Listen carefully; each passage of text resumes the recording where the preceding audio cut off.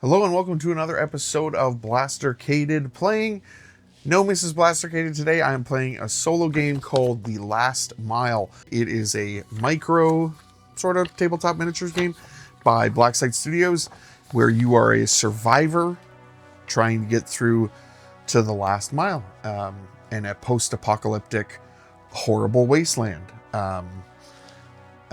Yeah, so what you need are some D10s, some miniatures, some terrain. It's in the book, it says a 12 by 20 on the first page, and then later on it says a 12 by 24. I already set up the 12 by 20. That's what I'm going with because it's on the first page. So anyway, this is our first game of The Last Mile. So I've already set up a little board here just as like a first go kind of, but what you do is you take a deck of cards, you're gonna shuffle it however you want to shuffle it,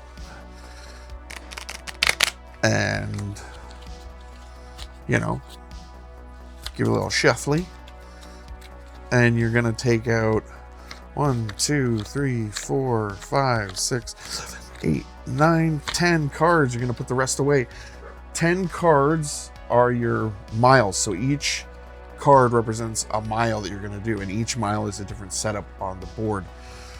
So I've already set up this terrain, so we're just gonna keep it, but we're gonna draw the first card, which is the Ace of Hearts. And you would go back here to the Ace of Hearts, a calm suburban street with birdsong and dappled light. You may rest and recover 1 health or reduce your crave by 2, draw another mile.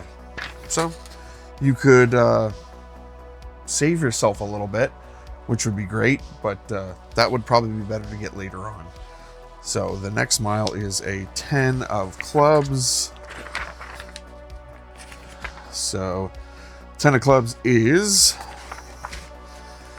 oh, it seems tough. A bombed out military checkpoint littered with wreckage and broken gear. Includes 2 burned out trucks, 2 barricades impassable, and 6 to 8 rubble and sandbag positions. I don't have all that. So what my mile is going to be is, when it says things like that, it's going to be city stuff. But I can use these as my 2 bombed out trucks. I have, let's see here, 2 barricades impassable. So we can set these up, 2 barricades that are impassable. Got a fence, we got a bombed out building here, and that's good. Then we have to put down 2 rotten and 2 crows. And how you do that is you set up the board into quarters. So this would be A, B, like C, D, like that, but I'm gonna go A, B, C, D. And they're all gonna come out in D, and you put them in the middle of the board, and then you roll a D10 and put them in that direction. So I'm gonna move this for a second. I'm gonna put down 2 crows and 2 rottens. So crows have the rifles, and the rotten have hand weapons or whatever. So I'm going to take a D10 here. I'm going to go 1, so that's this way. So he gets deployed 3 that way. The next one gets deployed 3, oh, I'm sorry, 2 that way. Crows move 2. Next one gets deployed 2 that way. This way 3, and this way 3. Okay, and then I can put my truck back out. We'll just move them a little bit, and that's good. And that is the start. So we can go to the start of turn 1.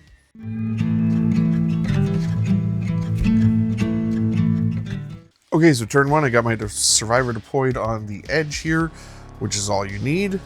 And then I'm going to move here, which puts me in contact with this piece of terrain, which means technically I'm hidden from him. But I'm going to shoot, so that will make me unhidden. So anyway, the range is 10 for the rifle that I have. We're like just there. So we're going to fire. And really simple, my attack stat is 5. So I have to get better than 5. That's it. I got a 7. So he would take 3 damage. And his health is 2. No, his health is 3. So either way, he's then laid down because he's dead. And if I get up there, I can loot his body, which is great. So then the AI would go, because those are my 2 actions. I moved and I shot. The AI would go, which is very simple. If the survivor is clearly visible to the enemy unit, move directly towards the survivor. No. If the survivor fired a weapon, move directly towards the survivor. If the survivor is hidden or not, but I'm not hidden anymore because I fired. So they're all just going to move. 2 moved, 1 and then attack. So they each perform 2 actions. So that's wonderful. So this guy will move. He is a rotten. So he moves 2. So he just moves here.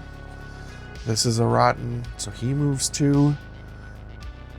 This is a crow. So he moves 3. And we're just going to put him right next to the rotten there. So there we go. That's turn 1. I'll look for any end phase things, but I don't think there is anything. And resolve effects, then begin a new turn. Doesn't seem like there's any effects to resolve, except that I fired a gun, which means my crave goes up. You have 2 sort of stats. You have health and then crave. So my crave goes up from 1 to 2. If I ever get to 20, I starve to death. If I ever lose my health, I die. So anyway, let's turn on to turn 2.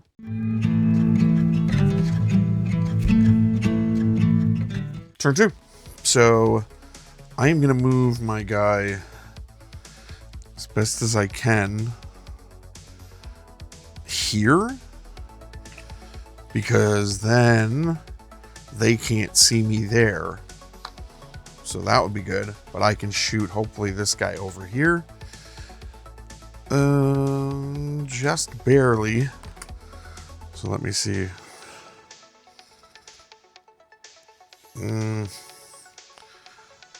If I put him there instead.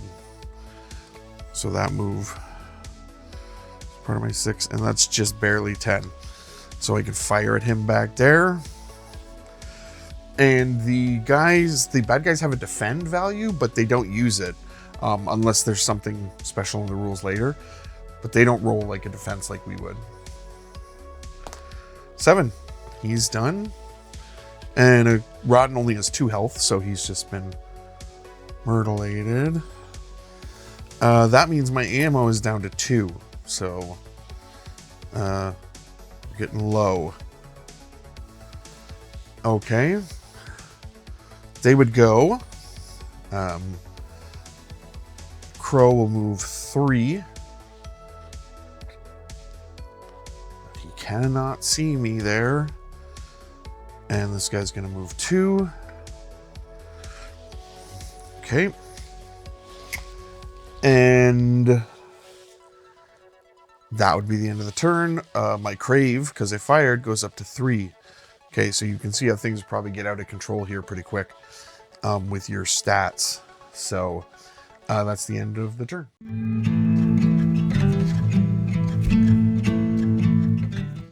Okay, so turn 3. We should probably mark off what turn we're on. You basically just take as many turns as you need to get to the other side of the board. So I'm just trying to get over there. I was hoping to maybe sneak more, but I guess maybe that's my fault for shooting immediately. I could pop out here, go 6 that way, and shoot the crow. But that might put me in harm's way. So let's pop out here. Turn.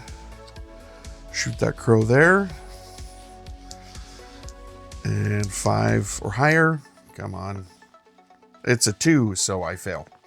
Those are my 2 actions. So now it is their turn. So I don't know if he still moves, but it says move and attack. It also says something about if they're already in range at the start of their turn, they skip their movement and immediately attack. So the crow is just going to shoot because he has a rifle as well. And his attack is 6, so he needs a 6 or higher. Let's just roll the red.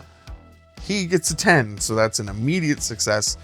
And that means I'm hit down to 7. Wow, okay. And then this guy moves 2. 3? Yeah, Rottens moves 3, they move 2. Oh, I think I had that backwards for last turn. Anyway, there he is. That also puts me down to only 1 shot, which isn't ideal, but whatever. So then we would go to the next turn.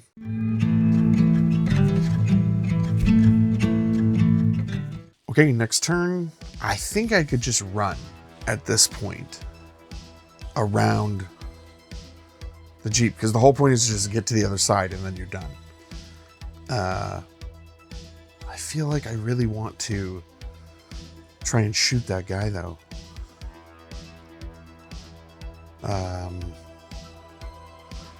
This crow. Okay, let's just shoot him. That's gonna be all my ammo. Got him. He's downed. And then I'm gonna move 6. Like, one thing is I can stay ahead of them. So move here. And then it'll be his turn. He's gonna move 3 to here.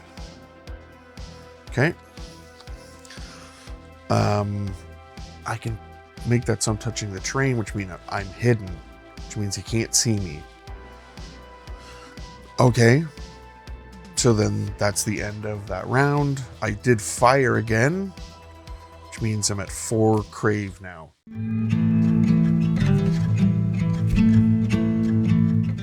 Okay, so this is turn 4.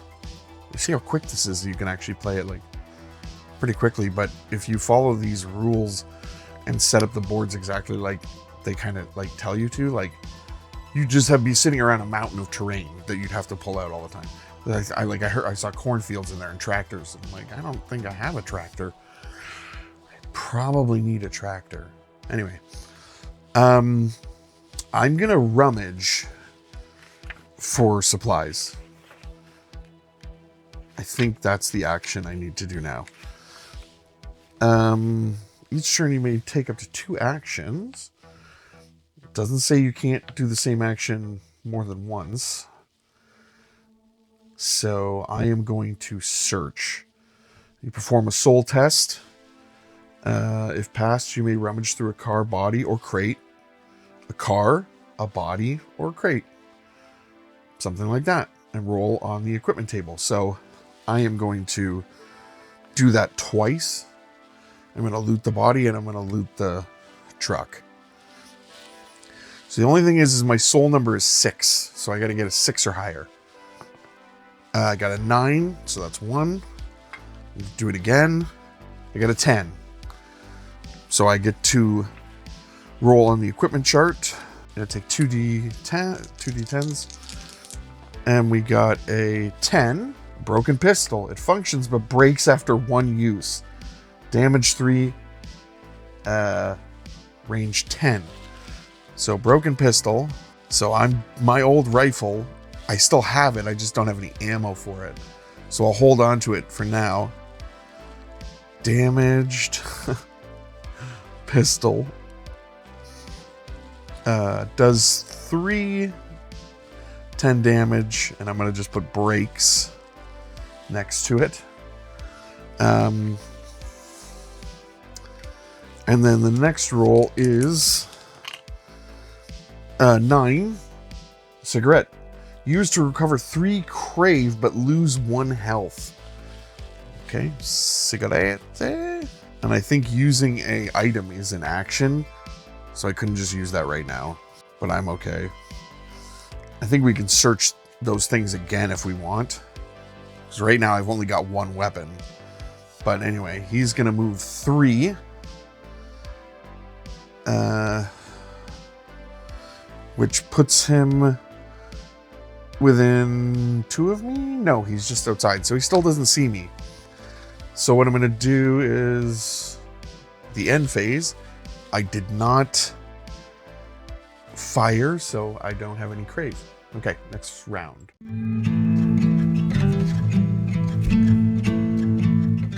I feel like I want to search once more and then move off the board. Or is this, can I just have this guy chase me around? Because I could like go like this way and search again. I think just so that I'm not like constantly searching the same place, I'm going to search one more time and then move off the board. Okay, so this is a 6 or higher. 10, definitely a success. So equipment.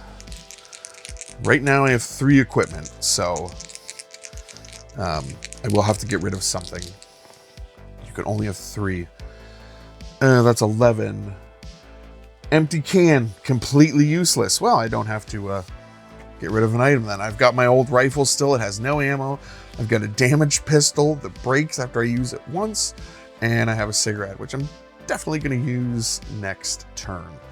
And my next action, I will just move off the board. And I have made it through the first mile. Technically, the second mile, because I got a freebie the first time. Anyway, that is the last mile by Blacksite Studios. You're going to see this game until we're done. Till we either get through all the miles or we die. I'm just going to keep playing it.